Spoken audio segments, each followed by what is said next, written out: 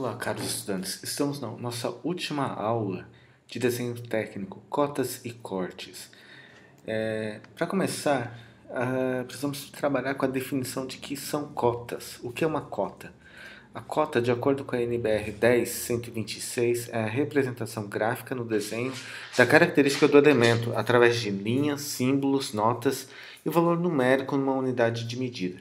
Então, essa é a ideia de cotas dentro do desenho técnico. Reparem que não é somente dimensão, mas também o quê? São informações necessárias para a interpretação de um desenho.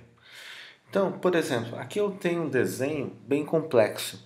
Ele tem vários tipos de cota. Tem algo aqui escrito como R10, 30 graus, 20, 52 com um sinal de vazio do lado. Daqui a pouco nós vamos descobrir o que é isso, né? Então, nós temos percebido nesse desenho que temos algumas cotas que estão relacionadas à dimensão, tamanho dos furos da peça ao lado, forma, raio dos semifuros, por exemplo, é uma forma, né, da gente interpretar, e orientação entre a diferença de 60 graus entre um furo interno e outro. Ou seja, cota não é somente dimensão. E temos várias cotas aqui, né? Quantas cotas temos no desenho acima? Resposta no vídeo, ou seja, seria agora, né? Então, se a gente for contar, aqui, nós temos uma aqui, duas, três, quatro, cinco, seis, sete, oito cotas nesse desenho. Bom, algo importante para nos atentarmos é a terminologia das cotas. E aí a gente entra naqueles símbolos antes da cota, né? Aquele anterior. São esses símbolos de diâmetro, que é o sinal de vazio, né? Um círculo cortado por uma reta na diagonal. E temos o R de raio. Então, se eu tiver esse símbolo aqui, quer dizer que é o tamanho do diâmetro, por exemplo. Aqui é o diâmetro de 20, não é o raio, é diâmetro. Agora aqui já é R10. É raio de 10 a partir desse centro aqui, centro da circunferência. Nós temos que entender também que temos outras terminologias importantes para entendermos a questão da cota. Por exemplo, isso aqui é uma seta, mas essa parte aqui do meio não é seta, é linha de cota. Essas linhas aqui são chamadas linhas de chamada. Elas auxiliam para que a gente possa entender de onde que vai uma cota, ou seja, de onde que vai uma seta da cota para outra seta, para entendermos o que, qual é o tamanho da cota. Então essas são as linhas de chamada. E a cota é o número, é o tamanho real aqui no caso desse objeto. Ou seja, se aqui eu tenho 8, quer dizer que se na minha legenda tiver milímetros, quer dizer que isso aqui equivale a 8 milímetros. Não preciso pegar uma régua para medir isso daqui. Até mesmo porque pode estar fora de escala. Por quê? Porque nós podemos estar trabalhando com uma escala de ampliação e redução. Então, o que importa para a gente é entender que o número que está na cota é o número que equivale ao tamanho real. Ok? Olhando esse desenho agora já dá para compreender melhor esses símbolos de diâmetro e raio, correto? É o primeiro exemplo que a gente apresentou nesta aula. Bom, algumas regras gerais para as cotas. E uma coisa que vocês vão reparar é que todas essas regras são norteadas pelo bom senso, ou seja, é só você pensar, imaginar um pouquinho e compreender. Faz sentido isso. Por exemplo, cotas indicadas no desenho representam a dimensão real.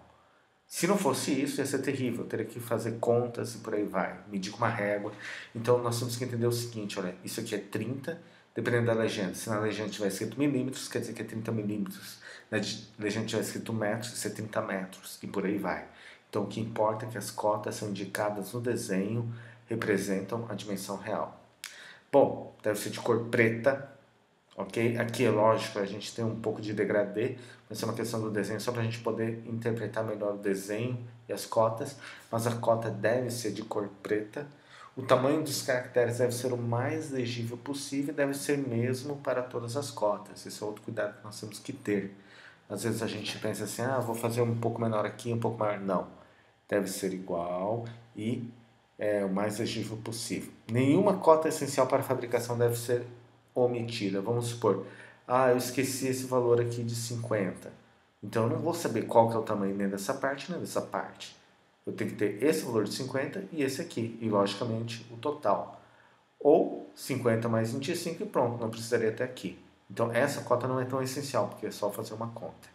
Mas é sempre importante lembrar que nós temos que pensar na cota de uma forma assim fácil da pessoa fabricar. Por exemplo, se eu for fabricar uma peça dessa, eu tenho que cortar uma peça pelo menos o tamanho de 75 por 50. E repare que eu tenho essa medida, 50 e 75. Se eu não colocar 75, colocar aqui 25 e 50, a pessoa que for cortar vai ter que fazer uma conta. Conta de 50 mais 25 é simples, mas se for um número mais difícil, a chance de errar é maior. Então é sempre bom a gente considerar que o tamanho total do objeto é sempre bom ser colocado, porque é uma cota que pode não ser essencial, mas que facilita na hora da fabricação e da interpretação de quem estiver lendo o desenho. Deve ser evitado, na medida do possível, o cruzamento de linhas. Reparem, na medida do possível, porque há situações que a gente acaba cruzando as linhas. Vamos supor, esse 25 não poderia estar aqui acima, porque senão cruzaria. Dá para evitar? Dá. Então, na medida do possível, evita-se. Preferenciavelmente, novamente, preferenciavelmente, ou seja, não quer dizer que eu sou obrigado, mas de preferência, as cotas devem estar fora do desenho, ou seja, além das linhas de contorno. Nenhuma cota aqui dentro. Não vou colocar 50 aqui dentro, coloco fora do desenho. Os elementos devem ser contados na vista que dá mais informação em relação à forma e à localização. Por exemplo, para mim é interessante que esse 7 esteja aqui e não aqui. Concorda comigo? É muito mais fácil de eu interpretar o desenho. Então as cotas também devem estar o mais próximo possível do desenho. Por que eu vou colocar esse 8 mais ou menos aqui? Se eu posso colocar mais perto. Colocando mais perto, eu consigo o quê? Observar melhor o desenho. Mas olha, devo colocar o mais próximo possível do desenho, respeitando as regras anteriores. Isso quer dizer o quê? Para respeitar as regras anteriores, eu tiver que colocar o desenho mais as cotas mais longe do desenho, tudo bem, porque eu estou respeitando as regras anteriores. Cada elemento deve ser cotado uma única vez, independente do número de listas. Pessoal, se eu cotei aqui 16 nessa altura, eu não vou colocar 16 aqui. Se eu coloquei 35 aqui, não vou colocar 35 aqui em cima de novo. Não faz sentido nenhum fazer uma coisa dessa. Então, é algo que nós temos que pensar. Tá? As cotas devem estar sobre a linha de cotas centralizadas na medida do possível. Essa é outra regra. Deve se manter na medida do possível. Eu posso escrever sempre na horizontal, tá? De acordo com a norma ISO 129, ou também posso alinhar junto com a cota, que é dessa forma aqui. Aqui seria unidirecional e aqui seria alinhada. A preferência é para unidirecional, ok? Os algoritmos da cota não devem ser separados por nenhum outro detalhe do desenho. Por exemplo, nessa figura, a gente tem o 43 separado pela linha de centro desse furo. Isso está errado. Aqui está certo. Ah, mas eu não deixei no meio da cota. Desculpe, da linha de cota. Não tem problema. A cota ficou fora do centro da linha de cota? Sim, por quê? Porque eu estou respeitando a questão do quê? De não separar os algarismos, a cota, por um detalhe do desenho. As cotas podem ser escritas próximas às setas e a linha de cota interrompida com a finalidade de evitar linhas longas e cruzamentos. Né? Eu posso criar uma linha de cota interrompida também, sem problema nenhum, tá? Para evitar cruzamentos de linha e por aí vai. Por exemplo, em vez de colocar o 10 para cá, eu faço um prolongamento aqui para gerar esse R10. Bom, quando o espaço entre as linhas de chamadas não for suficiente para a colocação da cota, pode-se colocar a cota em outra posição com o uso de uma linha de referência.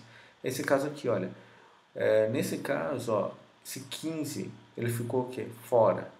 Por quê? Porque ficaria muito apertado. Ó, o exemplo aqui do 2.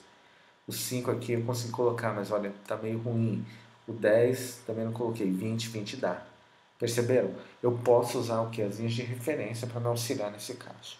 Bom, as linhas de cota devem estar sempre alinhadas na horizontal ou na vertical, tá? Reparem aqui, ó, linhas de cotas, né? Sempre alinhadas na horizontal ou na vertical. Na figura abaixo tem-se o exemplo de cotas em série e em paralelo. E também o exemplo de cotas para abertura de ângulos. Né? Aqui eu tenho a cota ó, em série, um atrás do outro, e em paralelo, 25, 50 e 75. Ok? E aqui a abertura né, de ângulos. Bom, outras estratégias para deixar o desenho mais limpo. Né? Lembrando sempre que a ideia do desenho técnico é ter um desenho simples, limpo, de fácil interpretação. Repare que neste caso, nesse primeiro desenho, para evitar que sejam cotados todos os furos, eu faço o que? Olha, eu tenho 5 vezes 18 igual a 90. 5 vezes 18 igual a 90 o quê? Espaçamento. Ó. Aqui eu comecei com 15, agora a partir daqui eu tenho 18, 18, 18, 18, 18. Então daqui para cá tem uma distância de 90, alguma coisa. Milímetros ou metros, eu não sei, teria que ver a legenda. Mas de 90 unidades de medida. E aí eu consigo evitar o quê? De colocar 18, 18, 18, 18, poluindo o desenho. Tá? E aqui embaixo eu tenho de novo ó, 17 furos vezes 18, seria mais complicado. Faço o quê? Linha de ruptura. quer dizer que o desenho continua da mesma forma, repetitível, ok? Então essa é uma outra estratégia, o que facilita muito a interpretação de um desenho. Bom, na figura abaixo tem esse mesmo princípio de tentar limpar o desenho, só que aqui a diferença é a angulação. 4 vezes que 15 graus, que seria o que? A abertura, né, que separam um furo de cada aqui. Tudo bem? No caso de superfícies inclinadas, a gente pode usar também a abertura angular como forma de cotar um elemento. Tipo aqui, ó, 90 graus. Ok? Isso é possível também. Mas eu também posso utilizar o quê? Medidas. Por exemplo, 8 e 12 aqui. Depois eu uno aqui as medidas para gerar o quê? A superfície inclinada. Qual que é a melhor abordagem? Essa anterior, resposta, a que for mais fácil para quem for fabricar. Tá? Nesse caso seria do estágio atual. Por quê? Porque a pessoa não precisa usar um transferidor e nada mais. Eu tenho as duas medidas, acabou. Mais fácil de cortar. Bom, a segunda parte da aula fala sobre cortes, né? O objetivo de se usar cortes é sempre melhorar a clareza do desenho. E a ideia é tentar o quê? Deixar mais nítidos os detalhes. Repara o seguinte, eu tenho aqui uma torneira, uma válvula, né? E ela aqui está com todas as linhas não visíveis, tracejadas. E aqui eu tenho um corte. Eu cortei essa torneira no meio. Onde é mais fácil visualizar as peças dessa torneira? Obviamente nessa parte de corte. Mas como que eu faço corte? O corte também, existem algumas técnicas e estratégias para a gente realizar. Repara o seguinte, olha, eu tenho uma peça aqui, né? E quando eu faço um corte nela, eu consigo o quê? Evitar número de vistas. Repara que nesse caso, só 2 vistas já é suficiente, desde que eu tenha o quê? Um corte apenas. Cortei a peça no meio, e aqui eu estou visualizando o corte, olha, olhando daqui para cá, teria essa visualização. E aqui a peça vista nesse sentido, lateral esquerda e a frontal, cortada. Reparem que onde eu corto, onde a peça é cortada, fica rachurado. Ah, aqui eu não tenho rachura, por quê? Porque é um furo que não foi cortado, ok? As superfícies cortadas devem ser sempre representadas com rachura. E tem umas regras para rachura. Por exemplo, preferencialmente é 45 graus. Isso é preferencialmente, porque há situações que eu tenho que evitar o 45 graus. Reparem nesse caso aqui. Se eu colocar 45 graus, vai dar problema. Por quê? Porque olha a terceira regra. Nunca coincidir ou ficar perpendicular a uma das linhas de contorno do desenho. Se eu ficar 45 graus aqui, ó, ele vai coincidir a perpendicularidade. O espaçamento entre essas linhas de rachura deve ser visível conforme o tamanho e escala do desenho. Tá? Nunca coincidir, já falamos, linha do tipo contínuo. Ó, aqui está incorreto. Por quê? Está perpendicular à linha de contorno, aqui não está 45 graus, e aqui está o quê? Perpendicular à linha de contorno. E aqui está correto. Bom, outros exemplos, né? A gente tem que também tomar um cuidado do uso excessivo de linhas não visíveis nos cortes, que pode dar uma redundância. Aqui eu tenho a forma correta e aqui incorreta. Eu não preciso dessa linha aqui não visível tracejada. Por quê? Porque com o auxílio dessa vista eu já entendo como é o desenho. Eu não preciso saber que tem algo aqui atrás. Só que ao mesmo tempo, por exemplo, nesse caso aqui, essas linhas não visíveis só me dão uma informação importante. Por quê? Porque isso aqui não fica muito claro quando eu estou visualizando dessa forma. Eu não sei se essa parte está para cima ou está para baixo. E quando eu tenho esse desenho, sim. Aqui fica fácil por quê? Porque é a simetria. Aqui já não tem simetria. O desenho é diferente. Então, olha, cuidado. Não quer dizer que eu não possa usar linhas não visíveis no corte. Quando é necessário, eu preciso para manter o desenho completo. Bom, na figura ao lado aqui a gente consegue reparar uma terminologia de como indicar o corte. Eu tenho aqui uma vista, corte AB. Quem é o AB? Foi aqui, ó. Repara que eu tenho aqui uma linha, tipo de simetria, indicação de B e A. Quer dizer que eu cortei a peça aqui e estou visualizando-a daqui para cá. E teria essa visão do corte, que seria mais ou menos o que estamos vendo aqui, ó. Repararam? Então, essa é a ideia, né? Da gente passar essa terminologia do corte AB. E aqui seria a vista da peça sem corte nenhum. Aonde fica mais fácil da gente interpretar o desenho? Obviamente, com o corte. Bom, a gente pode usar o corte também juntamente com outras vistas. Isso não é proibido. Ah, eu quero reduzir o número de vistas, por isso vou fazer o corte. Bom, isso também é um motivo, mas se eu quiser manter as vistas sendo necessárias, eu posso fazer isso também. Então isso ocorre quando apenas o corte mais uma vista não são suficientes para dar todas as informações necessárias para a fabricação. É sempre bom lembrar, olha, eu não posso dar informação a mais no desenho, porque isso pode gerar confusão. Porque sempre a gente trabalha com o mínimo necessário para o desenho. Então a gente tem que trabalhar com o mínimo para o desenho, ok? Reparem que aqui eu tenho na vista frontal o corte, que está aqui, a minha vista lateral esquerda está aqui, e aqui a minha vista superior. E na vista superior eu consigo indicar o quê? Como foi feito o corte. Ok? Bom, em algumas situações é necessário mais de um corte para melhorar a clareza do desenho. Por exemplo, aqui eu tenho dois furos, um furo quadrado e um furo cilíndrico com rebaixo. Né? Como que seria a melhor forma de fazer o corte? Seria dois cortes. Um nessa direção, cortando, observando aqui, ó, corte AA, e outro nessa direção, corte BB, que eu poderia visualizar melhor, então, o quê? A natureza do furo. Então, essa é a ideia, né? Da gente utilizar dois cortes, quando necessário, ok? Então, os cortes foram feitos na vista frontal e na lateral esquerda, onde a superior foi preservada. Agora, repare, olha, tem muitos tipos de corte que eu poderia utilizar. Temos um exemplo de um corte composto por planos paralelos, olha. Eu tenho um plano paralelo aqui a esse, e esse outro plano que é paralelo aos demais dois. Por que eu faço esse tipo de corte? Porque eu consigo visualizar, olha, todos os detalhes do desenho, tá? Seria mais ou menos isso aqui sendo observado aqui. Então, essa é a grande vantagem da gente utilizar o quê? O corte por planos paralelos, que é a mesma coisa aqui, corte composto por planos paralelos. Mas eu posso também ter um corte em planos concorrentes, não necessariamente paralelos, que é o caso, por exemplo, desse disco, onde eu tenho dois furos aqui. Para poder visualizar melhor esses dois furos, eu faço o quê? Um corte com ângulo aqui, e aí me facilita a visualização. E já estamos chegando ao fim dessa aula, olha, eu tenho também a possibilidade de trabalhar com meio corte, ou seja, eu não preciso cortar a peça inteira, ela é simétrica, então eu vou cortar só metade da peça.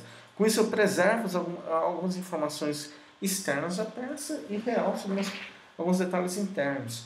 Então isso também é uma estratégia de corte. E por fim aqui, né, já finalizando a aula, temos o exame de cortes parciais, onde eu corto só alguns pedaços da peça. Tá? Não é a peça inteira que é cortada aqui, somente algumas partes da peça são cortadas, ok? Bom, pessoal, com isso a gente chegou ao fim da aula 6. Não se esqueça de fazer atividades online e presenciais, sejam atentos ao ambiente virtual, onde serão postadas informações relevantes sobre essa disciplina. Até a próxima aula, que na verdade vai ser o quê? Uma revisão preparativa para a prova, porque essa foi a nossa última aula. Só relembrando a questão do corte, né? Ela não tem na apostila, é um dado adicional e já vou adiantando para vocês que o corte ele não será cobrado na avaliação. Então, quem assistir o vídeo virtual, né? Obviamente vou postar isso também no blog de notícias, já está mais preparado, já está atento, né, sabendo que a parte de corte não cai, mas a parte de corte há de ser cobrada nas atividades online e presenciais, ok? E pode cair também uma parte da revisão. Talvez, não dou muita certeza, mas eu garanto uma coisa, para a prova, avaliação, o corte não será cobrado. Cota, sim, corte, não. Ok? Bons estudos e até a próxima aula. Obrigado.